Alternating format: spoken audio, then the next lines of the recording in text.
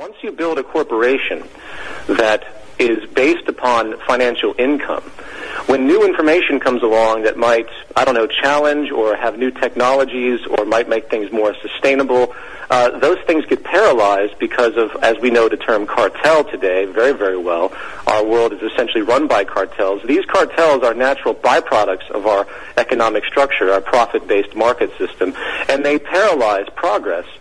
So I'll get to answer your question in a moment about how it actually can work, but I think the first thing to understand is the source and the reasoning for it. We live on a planet that's a closed system. It's closed in the sense that we're not going to be going to Mars anytime soon, most likely to mine for minerals. So we have to deal with what's actually available on our planet as it exists today. Therefore, intelligent management of earthly resources should be the number one focus and priority of all social systems across this globe. We have to start to realize that as population continues to grow, the demand for more resources and energy will continue to grow.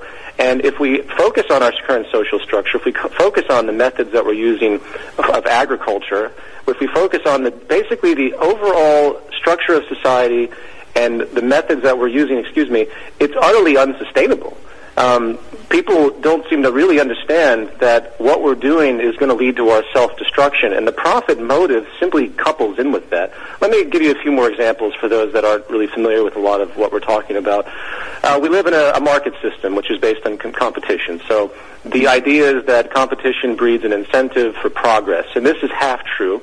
If you have two cell phone companies, they are trying to outdo each other, right? So they each try to create improvements, technical improvements that the consumer might want.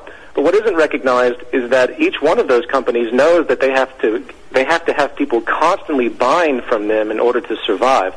As we most should understand, our entire global economy is based on cyclical consumption, meaning that the GDP of all economies is entirely based on the constant duplication and reproduction and maintenance of anything that's sold.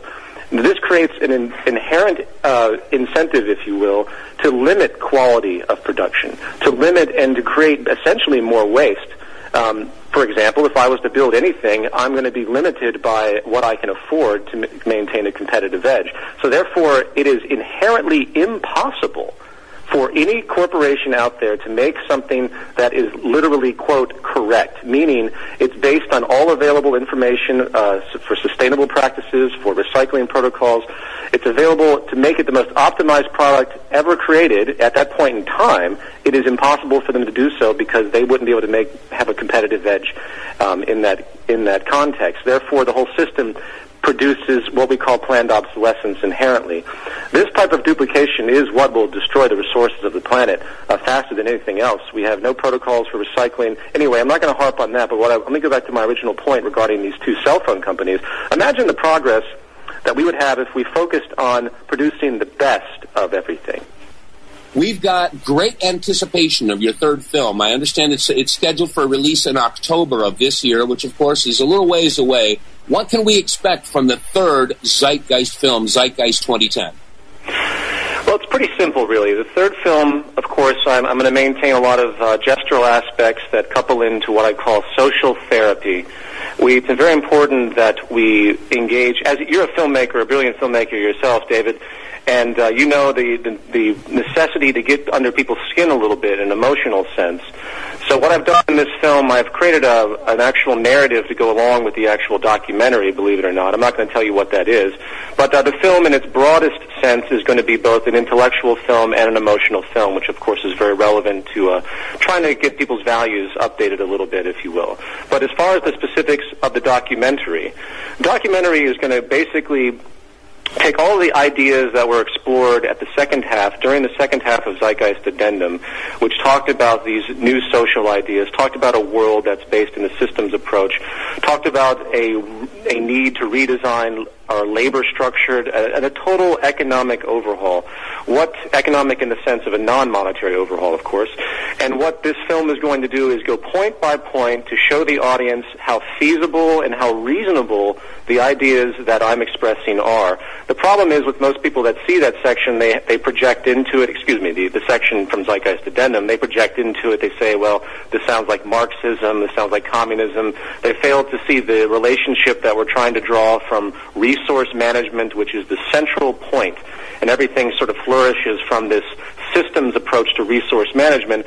So the new film is going to have many, many scientists. It's also going to talk about our energy crisis, all the future that might be in store for us with the growing tensions across the world, with the economic collapse, with the lack of recovery, which I don't feel there's going to be a recovery of the U.S. economy.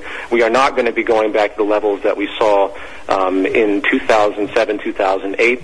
We're just going to hit a lower plateau, and I believe these plateaus will get lower and lower and lower as we continue to destroy our energy resources and the wars continue to spread.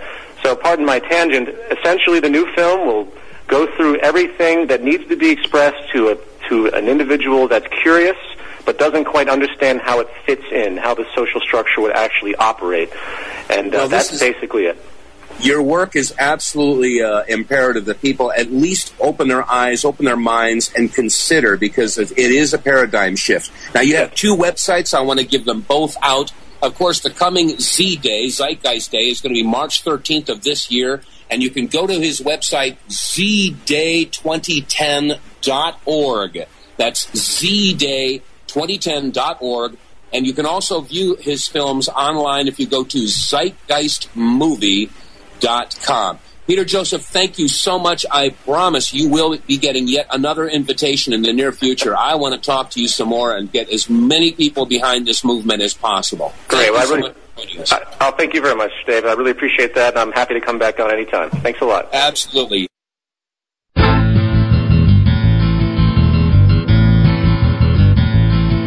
Thank you for listening to this edition of The Voice of Freedom. Opinions expressed are those of the host and do not necessarily reflect the views of Truth and Freedom Radio Networks, Freedom Broadcast Group Incorporated, or our sponsors. For more information about your freedoms and liberties, or to contact Brent, just log on to our website at www.freedomradio.us or call 1-888-385-3733. Join us next time for another lesson in liberty on The Voice of Freedom. America, land of the free, right to life and liberty. Open your eyes and you will see that America is still the land of the free.